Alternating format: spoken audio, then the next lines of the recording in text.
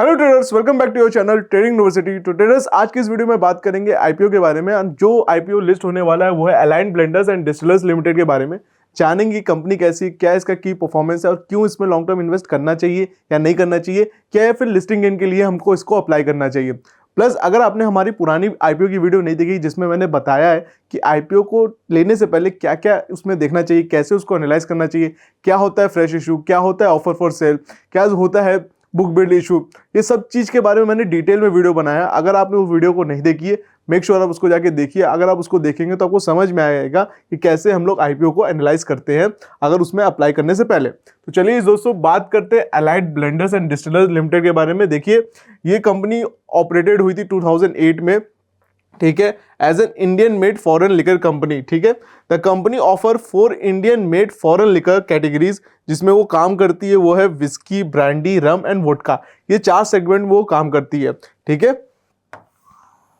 और इनका जो मेन ब्रांड है वो ऑफिसर चॉइस के नाम से आता है, officer choice blue and sterling reserve brand. ये काफी फेमस नाम है विस्की ब्रांड के अंदर। ठीक है, the officer choice whisky was introduce in 1988 as the company foray into the mass premium whiskey market. ठीक है, it is one of the most selling whiskey brands in the world in the terms of annual sales volume from 2016 to 2019, जो कि बहुत बड़ी बात है। एक whisky जो कि लगातार 3 साल तक काफ़ी अच्छा उसका सेल्स रहा है। बट अगर आप सोचिए, अगर ये 2016 to 2019 में सेल हुई है और 2024 को आईपीओ आ रहा है, तो काफ़ी सोचने वाली बात है कि ऐसा क्यों। अब देखिए, आगे बात करते हैं। As of December 31 2021 the company product were exported to 22 international market. ये अभी तक का लेटेस्ट हमारे पास जो इंफॉर्मेशन है यहीं तक का है कि 2021 दिसंबर 31 तक ये हमारा जो इस कंपनी का था प्रोडक्ट था वो 22 इंटरनेशनल मार्केट में ऑपरेट होता था। ठीक है, अब कंपनी के पास company also have extensive bolting capabilities across India. देखिए, बोल्टिंग कैपेबिलिटीज का मतलब ये है कि कंपनी दूसरों के जो ब्रांड है उसमें बोतल में जो कैप वॉप लगते हैं ना, उसको भी काम करती है। और इनके पास है 30 बोटलिंग फैसिलिटी है, including those owned and operated by them. सब पूरी तरीके से ओन होता है अलाइंड ब्लेंडर्स और ऑपरेट भी वही लोग करते हैं। ठीक है, तो ये कॉन्ट्रैक्ट बेसिस पे ये बोल्टिंग भी का भी एक काम करते हैं, पर ये ज़्यादा रेवेन्यू इस पे डिपेंड नहीं होता। मेन रेवेन्यू इसका मेन काम है इनका विस्की बनाना और विस्की को बेचना।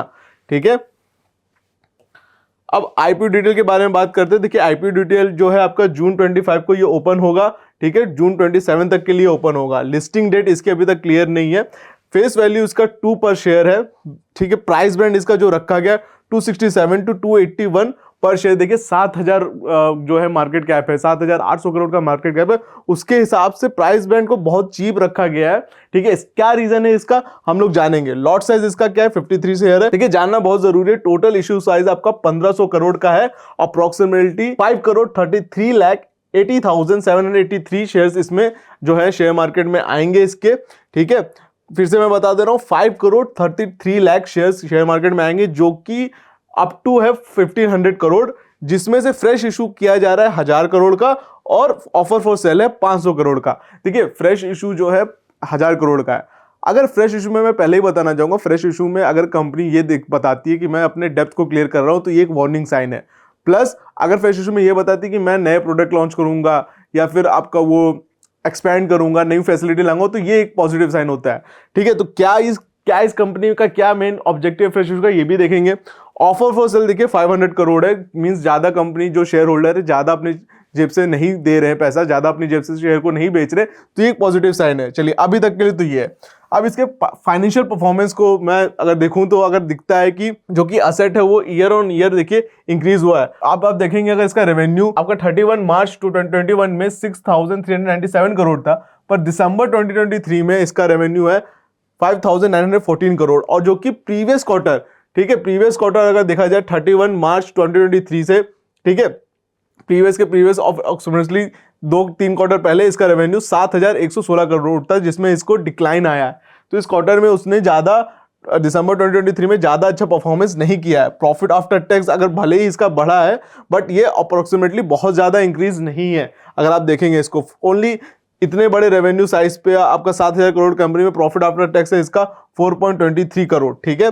नेटवर्थ इसकी खाली है 409 करोड़ की, और आपका देखें बोरिंग अगर आप देखेंगे तो 798 करोड़ की है। ऑलमोस्ट 800 करोड़ की इसकी जो है बोरिंग है, मतलब इसके कंपनी ऊपर कर्जा है, प्लस नेटवर्थ इसकी 409 करोड़ है। तो ये एक वार्निंग साइन है कि यार कंपनी इतनी बड़ी होने के बाद 800 करोड़ का कर्जा है और नेटवर्थ खाली 409 करोड़ की।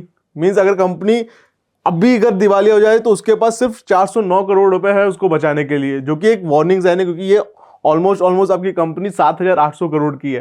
तो मोस्टली ये दिख रहा है कि कंपनी में कर्जे बहुत ज्यादा है, कंपनी अपना काम से अपने उससे कैश फ्लो से कर्जे को खत्म नहीं कर पा रही, इसीलिए आईपीओ आ रहा है। तो ये एक वार्निंग साइन है, ठीक है।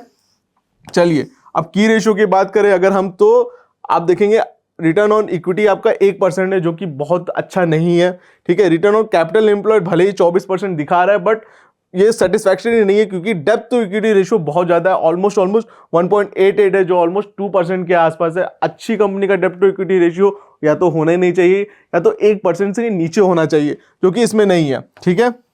प्रॉफिट आफ्टर मार्जिन देखिए 0.17% है, जो कि बहुत ज्यादा नहीं है। एटलीस्ट इतनी बड़ी कंपनी में 10 से 15% प्रॉफिट मार्जिन होना चाहिए, वो भी विस्की ब्रांड है जो सभी लोग यूज करते हैं। आपको लग रहा है ना विस्की आज के टाइम पे कितने लोग, मतलब दिन पर दिन इसका बढ़ता जा रहा है डिमांड, विस्की का, शराब का, सबका बढ़ता जा रहा है। तो इसमें ऐसा क्यों नहीं हो रहा है, ये सोचने वाली बात है कि इसका क्यों नहीं डिमांड बढ़ा, इसकी बुक्स क्यों नहीं इतनी स्ट्रांग हुई, क्योंकि ये बहुत ही अच्छे सेगमेंट में काम कर रही है। तो बहुत ही अच्छे सेगमेंट से मतलब ये नहीं कि आप पी रहे हैं उसके वजह से नहीं, मतलब एक ऐसी कंपटीशन वाले सेगमेंट में काम कर रही है जिसकी डिमांड आगे जाने फ्यूचर में हाई ही होने वाली है, ठीक है। अगर देखा जाए आईपीओ का ऑब्जेक्टिव क्या है, तो कंपनी क्या प्रपोज की है कि आपका ये जो भी यूटिलाइज होगा इसका, ठीक है, वो रीपेमेंट और scheduled repayment of a portion of certain outstanding borrowing availed by the company and general corporate purpose. देखिए अब इसमें इसने क्लियर बता दिया है कि जो भी आपका इससे फ्रेश इशू होगा उससे ये अपना जो इनके पास वो है डेप्थ है वो क्लियर करेगी, ना कि कंपनी के प्रॉफिट्स में री इन्वेस्ट करेगी, ठीक है। ना ही कोई अपना नया फैसिलिटी डालेगी, ना ही कुछ ऐसा कुछ करेगी, सिर्फ अपना ये डेप्थ अपना जो है कर्जा कम करेगी। और जनरल कॉर्पोरेट पर्पस, देखिए जनरल कॉर्पोरेट पर्पस का मैंने आपको पूरा क्लियर बताया था, कि डिटेल में बताया था अपने उस वाले वीडियो में जिसमें मैंने समझाया था कि आईपीओ एनालिसिस कैसे करते हैं।